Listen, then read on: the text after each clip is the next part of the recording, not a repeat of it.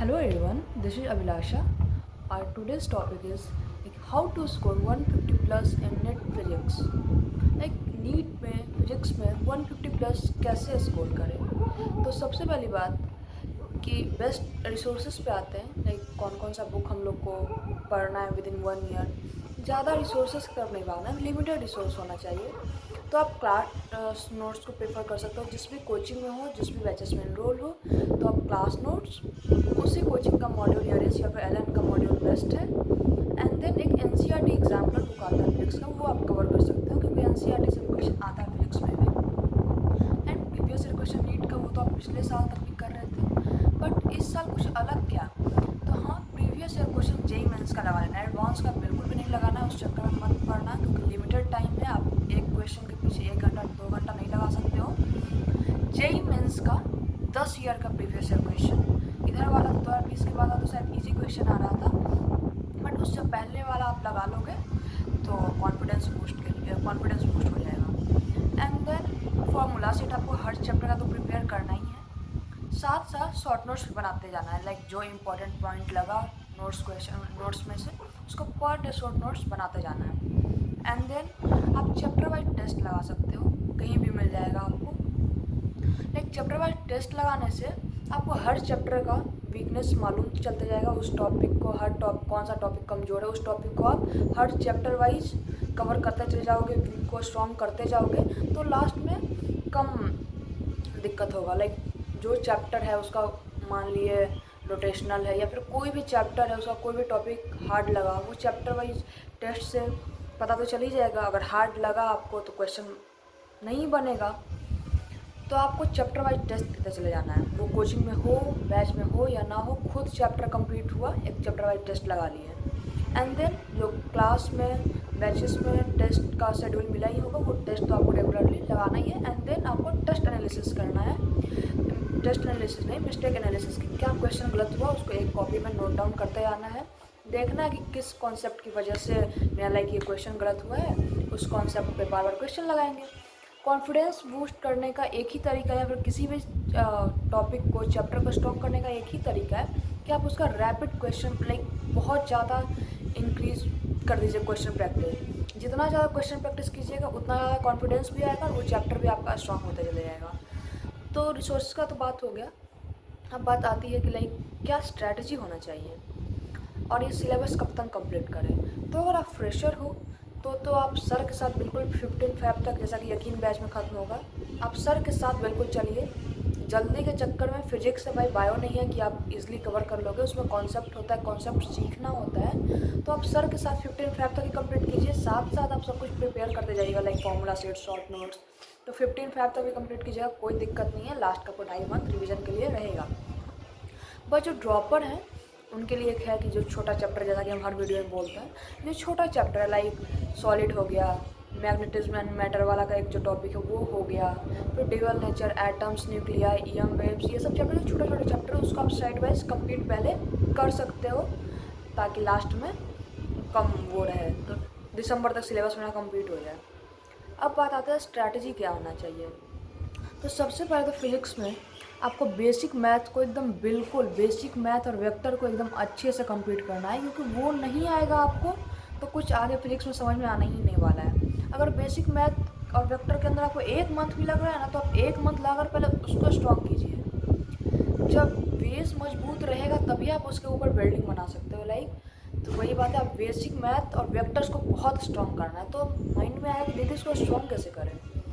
तो आपको जहाँ से क्वेश्चन मिलता है वेक्टर्स का, बेसिक मैथ का, आप वहाँ से पूरा कंप्लीटली कीजिए। जब तक आपको उसमें पूरा फुल कॉन्फिडेंस ना आ जाए, उसमें क्वेश्चन प्रैक्टिस करते रहना है। क्योंकि यार ग्राफ हो गया, ट्रिग्नोमेट्री हो गया, ये सब का पूरा चैप्टर में आगे यूज़ है। वो आप स्ट्रॉन्ग नहीं करोगे तो हर चैप्टर में परेशानी आएगा, कॉन्फिडेंस डाउन होगा कि हमसे ये क्वेश्चन नहीं बन रहा है, वो क्वेश्चन नहीं बन रहा है। और उसका मेन रीज़न होता है कि आपका बेसिक स्ट्रॉन्ग नहीं है। तो सबसे पहले जो सर पढ़ा रहे हैं बेसिक मैथ और वेक्टर्स, इसको बिल्कुल स्ट्रॉन्ग कर लेना है। एंड जब बेसिक मैथ तो वेक्टर स्ट्रॉन्ग कर लिए, उसके बाद सर के साथ साथ पर डे आपको लेक्चर डन करना है। जो डीपीपी मिल रहा है उसको कंप्लीट करना है, जो असाइनमेंट एक्स्ट्रा मिल रहा है उसको कंप्लीट करना है। लास्ट में तो चैप्टर एंड होते सब प्रीवियस ईयर तो करना ही है। प्रीवियस ईयर के बाद मॉड्यूल जिस भी कोचिंग में आप उसका आप मॉड्यूल लगाइए। लाइक मेरे अकॉर्डिंग तो एलन का मॉड्यूल बेस्ट है, एलन का मॉड्यूल और रेश।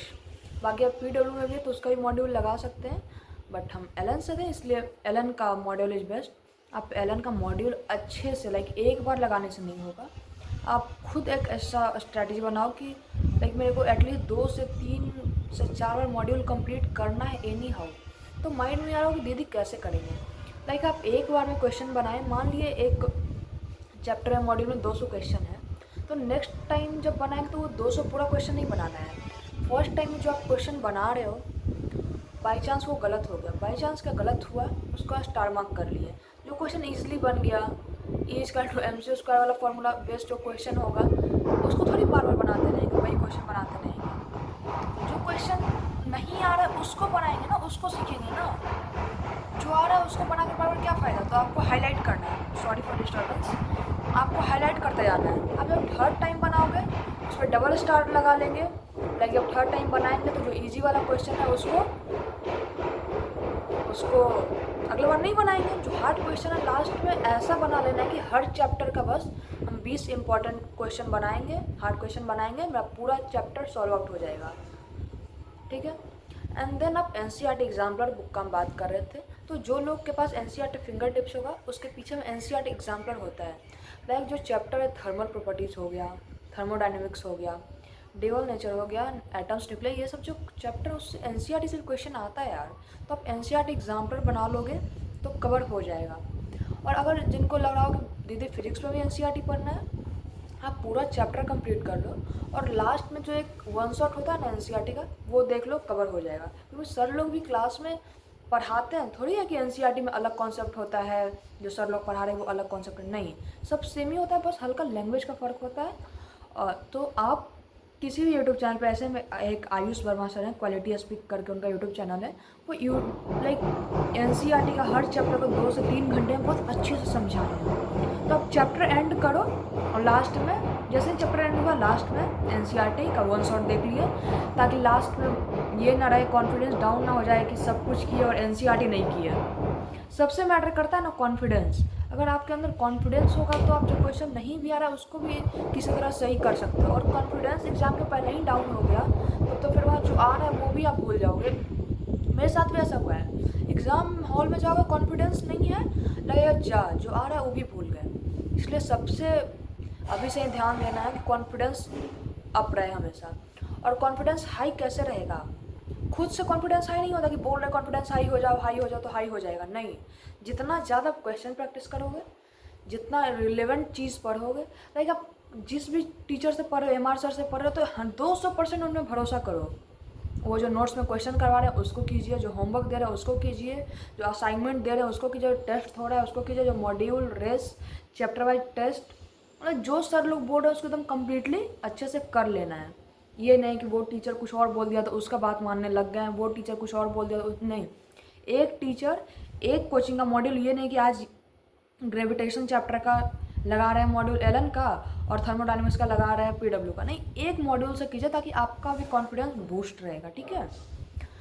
एंड देन ये सब पहले तो आपको क्लास का पूरा ओवरऑल कंप्लीट करना है, देन नीट का प्रीवियस क्वेश्चन, तब जाना JEE मेंस पे। ये नहीं कि कुछ नहीं किया, चैप्टर पढ़ लिया ऐसे ही ऊपर और JEE मेंस का बनाओगे, नहीं बनेगा, कॉन्फिडेंस डाउन होगा। ऐसे ही फिजिक्स थोड़ा कॉन्सेप्चुअल सब्जेक्ट है, कॉन्फिडेंस डाउन होगा। सबसे ध्यान देना, कॉन्फिडेंस डाउन नहीं होना चाहिए।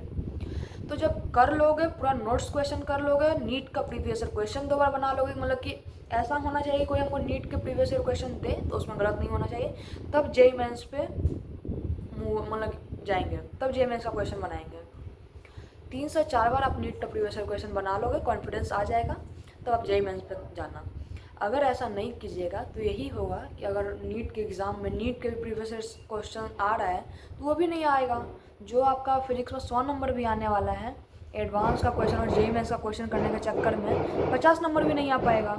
इसलिए पहले टारगेट रखना है कि हमको 100 नंबर आए फिजिक्स में इस बार के क्वेश्चन के अकॉर्डिंग, फिर 130 पे जाना है, फिर 150 पे। ये नहीं कि हम 0 से सीधे 150 पे चले जाएंगे, बिल्कुल गलत है। इससे आपका कुछ नहीं, टाइम वेस्ट ही होगा, कॉन्फिडेंस डाउन होगा, पढ़ने का मन नहीं करेगा। तो फिर से बताते हैं, नोट्स बनाना है, रैपिड नोट्स बनाना है। अच्छे से क्लास को फॉलो करना है, सारा होमवर्क कंप्लीट करना है पर डे का पर डे। इसमें बैकलॉग बिल्कुल नहीं होना चाहिए। पर डे आपको फार्मूला डिवाइज करना है, खुद से फार्मूला लिखना है जो सर पढ़ा दिए हैं। फिर नीट का प्रीवियस ईयर क्वेश्चन कर लो, जेईई मेंस का प्रीवियस ईयर क्वेश्चन कर लो, टेस्ट लगाओ जो टेस्ट में क्वेश्चन गलत हो रहा है देखो किस वजह से गलत हुआ, कॉन्सेप्ट नहीं आ रहा था वो, या फिर वो हम पढ़े ही नहीं थे, या फिर उस टाइम याद नहीं आया, वो देखिए। लास्ट में एनसीईआरटी एग्जाम्पलर लगा लीजिए और एनसीईआरटी का वन शॉट देख लीजिए कंप्लीट। इससे ज़्यादा फिजिक्स में कुछ नहीं करना है। और जब इतना कर लोगे, एक बार आप चैप्टर वाइज टेस्ट दे लोगे, उससे आपका गलती आपको पता चल जाएगा, फिर उसको सुधारना है और बस रिवीजन करते रहना है। जितना रिवीजन करते रहोगे और जो चैप्टर का जो टॉपिक वीक है उस पर ज़्यादा क्वेश्चन प्रैक्टिस करेंगे, जो आ रहा है उस पर ज़्यादा नहीं फोकस करना है, जो नहीं आ रहे हैं उस पर ज़्यादा फोकस करना है और क्वेश्चन लगाते जाना है, खुद कॉन्फिडेंस बूस्ट होगा। ठीक है यार, अभी मेरा ये स्टार्टिंग फेज़ है यूट्यूब का। लाइक मेरे को गाइड करना बहुत पसंद है, और तो अगर कुछ पॉइंट मिस हो चुका अगर हुआ होगा तो प्लीज़ आप बता देना कमेंट में। हम नेक्स्ट वीडियो में अच्छे से लाइक डिटेल में एक्सप्लेन कर देंगे उस चीज़ को। बाकी और भी कोई आपको परेशानी हो रहा है, ये स्टार्टिंग फेज़ है और इसलिए हम ज़्यादा बड़ा वीडियो नहीं बना रहे हैं, क्योंकि अभी स्टार्टिंग फेज, अभी बच्चे के माइंड में जो फ्रेशर होता है ना, हम भी 11th-12th में गए थे तो हमको भी लगता था कि यार कौन सा बुक पढ़े कि हम लाइक स्टार्टिंग में सबको जोश होता है, सबको जुनून होता है कि नहीं हम पढ़ेंगे, जितना पढ़ना पड़ेगा पढ़ेंगे, जितना बुक बनाना पड़ेगा उतना बुक बनाएंगे, लेकिन कोई हमको बताने वाला हो। जितना बुक, बहुत ज़्यादा बुक नहीं बनाना है, पता है मेरे को भी कोई बताने वाला नहीं था। पटना में मेंटर्स है, फिर जी उस टाइम था आकाश, सारा का मॉड्यूल लाइक बड़े भैया दीदी कोई थे, उनसे मांग कर हम रख लिए थे। स्टार्टिंग में जोश में जिन्होंने भाई नीट क्लियर करना है, इतना उस टाइम हुआ बना हुआ था उस टाइम तो, और कि भाई नीट बहुत हार्ड होता है, 1 मिनट में क्वेश्चन बनाना है।